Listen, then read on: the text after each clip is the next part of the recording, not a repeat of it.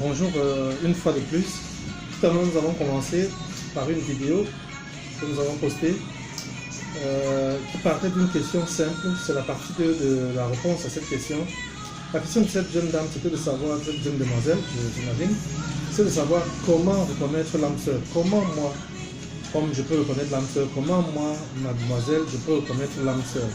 Et dans cette première vidéo qui est disponible sur YouTube, dans notre chaîne YouTube Famille à Cœur, nous avons bien expliqué comment il faut qu'elle travaille d'abord en elle-même pour être au niveau de reconnaître quelle est la bonne personne. Parce que l'enjeu n'est pas simplement de tomber sur cette bonne personne, mais d'être d'abord la bonne personne capable de détecter qui est une bonne personne et qui n'en est pas une. Et nous avons dit que c'est le préalable. Commencer par être la bonne personne. Commencer par être le genre de personne pour qui les gens sont en train de prier en ce moment, les gens sont en train de solliciter en ce moment, les gens sont en train de se demander comment je peux avoir cette fille, comment je peux avoir ce garçon. Soit d'abord ce genre de garçon, soit d'abord ce genre de fille.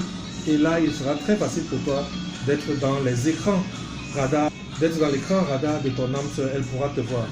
Mais la question est de savoir comment je peux me mettre à jour, comment je peux me upgrade pour être à la hauteur de la rencontre avec l'âme sœur. Parce que l'âme sœur existe, mais il faut que je sois à la hauteur pour que la rencontre soit possible. Et je me suis dit, allons d'un principe simple, aidons à se développer soi-même. Nous allons partir d'un principe simple qui a été développé par Stephen Covey dans son livre Les 7 habitudes des gens qui réussissent et qui entreprennent.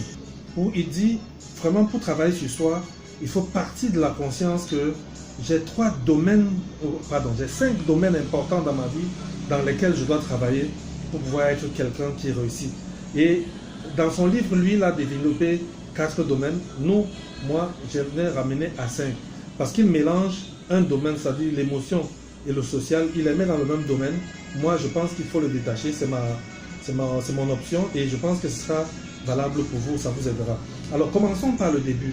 Comment être la bonne personne? Comment développer le potentiel que Dieu a mis en moi pour être l'âme sœur, pour être la personne que l'autre cherche? Parce que l'idée n'est pas seulement que je sois en train de chercher, mais l'idée aussi est que je sois cherché, que je sois recherché. Que pendant que je suis là où je suis, il y a quelqu'un qui soit en train de se demander comment je vais l'avoir, en train de donner des critères de mariage qui correspondent exactement à ce que je suis. Donc on va travailler sur 5 domaines. Le premier domaine dans lequel on va discuter, dans lequel on est obligé de s'arrêter, c'est le domaine spirituel. Le domaine spirituel, c'est le domaine où se trouve la volonté. C'est le domaine où se trouvent les croyances. C'est le domaine où se trouve la motivation, les valeurs, les principes et même les certitudes. On dira que quelqu'un est spirituellement assis. On va dire qu'il a des valeurs justes. On va dire qu'il a des principes qui sont positifs. On va dire que c'est quelqu'un qui sait être motivé, qui sait faire ce qui n'est pas agréable parce qu'il faut le faire, parce que c'est ce qu'il doit être fait. Ce n'est pas quelqu'un qui dépend des circonstances, mais c'est quelqu'un qui sait ce qu'il faut. Et cette dimension spirituelle, tu as besoin, si tu veux faire la rencontre de ton âme sœur, de te demander où est-ce que j'en suis avec ma dimension spirituelle. Dans le domaine de spirituel, est-ce que je suis quelqu'un qui sait être motivé, s'auto-motiver soi-même? Est-ce que je suis quelqu'un qui peut dire, voici une valeur pour moi, ça c'est valeur pour moi? Est-ce que je suis quelqu'un qui a des principes clairs, reconnus et connus par les gens qui sont en face, qui puissent dire que ne touche pas à telle chose si tu ne veux pas l'attaquer. Parce que dès que tu l'auras touché, tu l'auras attaqué. Ce sont ses principes et il ne blague pas. Il est même prêt à mourir pour ces principes-là. Est-ce que j'ai des choses qui pour moi sont des certitudes? Est-ce que mes croyances sont basées sur des faits concrets, réels? Et c'est pour cela que très facilement, en devenant chrétien, on développe sa dimension spirituelle. Parce que le christianisme a beaucoup, la Bible je veux dire, a beaucoup d'éléments qui permettent d'asseoir sa dimension spirituelle. La relation avec Dieu, les préceptes que Dieu enseigne sont tellement rationnels, tellement vrais, tellement purs, tellement positifs, que quand vous avez lu le livre des Proverbes en entier, vous sortez de là sage, vous sortez de là avec une volonté, avec une sagesse que même ceux qui sont au-dessus de vous sont obligés de reconnaître que vous êtes sage. Donc, maintenant que tu veux t'engager, es-tu spirituellement assis?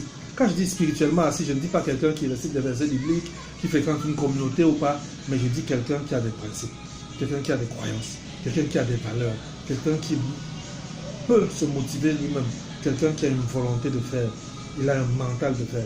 Ça, c'est la dimension spirituelle. Quand j'ai fini avec ma dimension spirituelle, je dois me poser la question, si mentalement, ma dimension mentale est bien aiguisée, est-ce que j'ai des connaissances Moi, quand je parle de connaissance, je ne parle pas seulement de l'instruction, mais l'instruction fait aussi partie de cette dimension-là.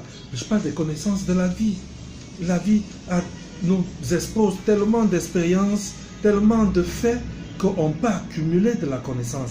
On peut accumuler de la connaissance intellectuelle. On peut accumuler par l'instruction, mais on peut aussi étudier, on peut s'instruire, on peut être cultivé. Quelqu'un qui n'a pas eu des diplômes académiques, c'est au moins qui est ministre en ce moment-ci. Ça, c'est la culture. Il peut écouter la radio, il peut être quelqu'un qui sait résoudre des problèmes nouveaux sans avoir besoin d'aller à l'école, simplement parce qu'il a développé son côté mental.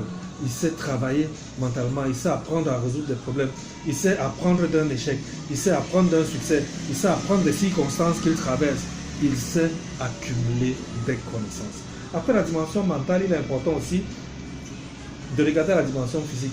C'est-à-dire, est-ce que tu es quelqu'un qui fait du sport, qui sait se discipliner, qui a une nutrition équilibrée, qui a un habillement décent, qui sait traiter son corps, qui sait respecter son corps, qui sait que ce corps-ci est le temple du Saint-Esprit et que j'ai besoin de bien le tenir, de bien l'asseoir. Donc, il saura que ce corps, je ne joue pas avec, je ne veux pas boire n'importe comment, je ne veux pas manger n'importe comment. Est-ce que physiquement, tu es un gars ou tu es une fille qui travaille bien son physique?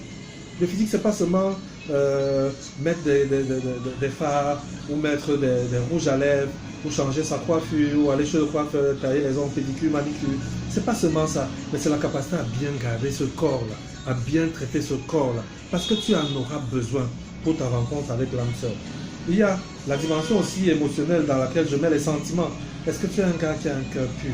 Est-ce que tu es une fille qui sait garder son cœur, qui sait aimer, qui sait réagir, qui sait gérer les relations homme-femme, qui sait quand il rencontre une femme que c'est une femme, pas un homme comme moi, qui sait quand il rencontre une femme que c'est une femme comme moi, pas un homme comme l'autre, et donc qui a développé la tendresse, qui sait ce qu'on appelle la romance, qui sait ce qu'on appelle tenir son cœur, qui sait comment gérer les envies de son cœur sans toutefois tomber, sans succomber. C'est pas une personne dont le cœur est entre les mains de plusieurs personnes qui aiment aujourd'hui et demain il aime un autre, après-demain elle aime un troisième et l'année qui suit elle a avec un quatrième et son cœur se balade comme ça. C'est une personne, pour l'exemple que je viens de donner, qui émotionnellement n'est pas bien assise.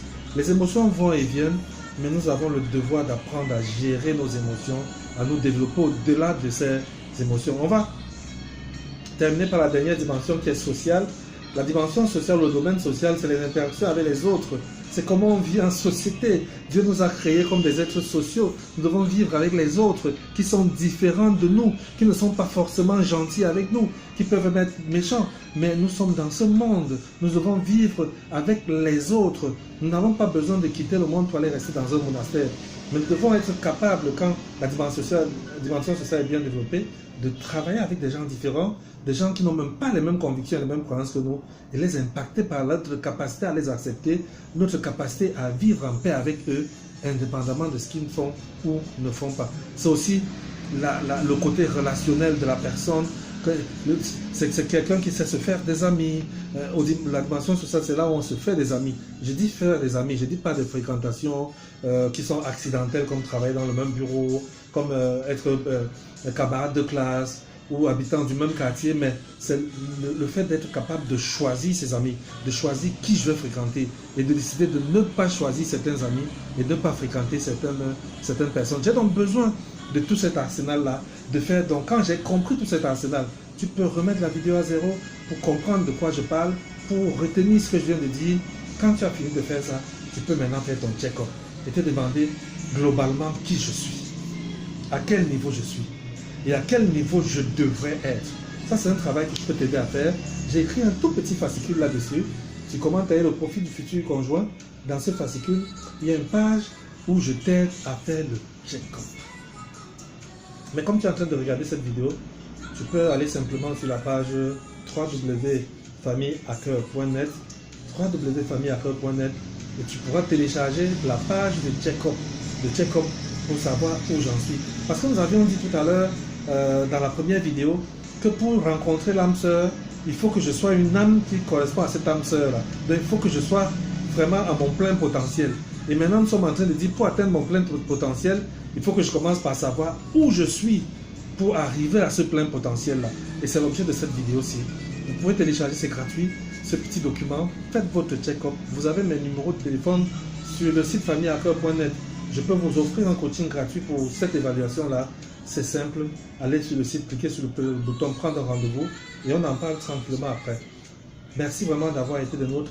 La troisième vidéo viendra parler de comment tailler le profil de l'autre. Comment reconnaître cette âme sœur dans des éléments objectifs. Comment Dieu peut m'aider objectivement à reconnaître cette personne-là. Est-ce que c'est une révélation dans le rêve? Est-ce que c'est en lisant la Bible que je vais avoir sa description? Est-ce qu'il y a des éléments concrets que Dieu va me donner? Prochaine vidéo, ne la rate pas. Ce sera concret, ce sera clair là-dessus.